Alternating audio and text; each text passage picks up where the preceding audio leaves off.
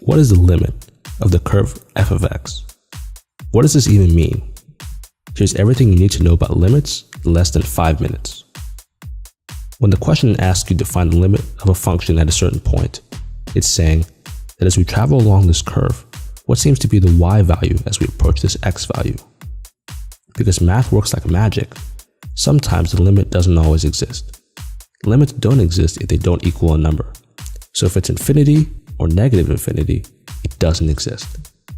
In fact, when the limit equals infinity, there will be a vertical line at the corresponding x point. We call this a vertical asymptote. If we are approaching infinity on the x-axis and the limit is equal to a number, we will get a horizontal asymptote. Why? Well, in this example, infinity is so large compared to this number 1 next to it. Because it is so huge, we can ignore the 1. The numerator and denominator are the same, which means the limit equals 1.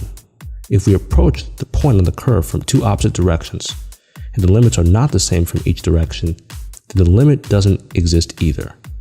This happens usually when there are discontinuities in the graph. Limits are a great way to investigate whether or not a function is continuous. If a function is continuous at a point, 3 things have to be true. First, x must be in the domain of the function. This means that the function will accept that x cleanly without any arrows, like a 0 on the denominator. Next, the limit has to exist at that point. Lastly, the function at that x value must be equal to the limit. If it's not equal, there will be a jump in the graph. Let's try a simple problem to connect limits and continuity. Don't be afraid. This is called a Heaviside function. All it does is tell you that this function follows 2 sets of instructions for different areas of the graph. We will look at each area separately. The question asks us if the function is continuous. Let's see if it satisfies the checklist. Is the domain acceptable? For x equals -1, it is surely in the domain of x plus 3 and 2 to the x power. If we plugged in -1 right now, we would get a straight answer without any errors. Are the 2 limits equal?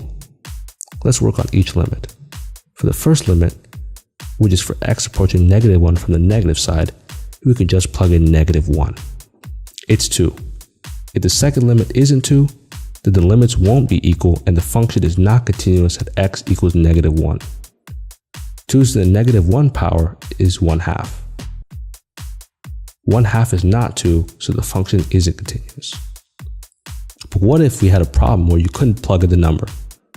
For this next problem, if we just plugged in -2, the denominator would be 0, which is a no-no. The next step is to see if we could rearrange the problem, but no rearrangement is going to get rid of the denominator issue. We'll have to try and manipulate this problem, alter the problem, so that it remains the same but becomes solvable. On the top, we see a quadratic function. Quadratic functions are clues for possible factoring.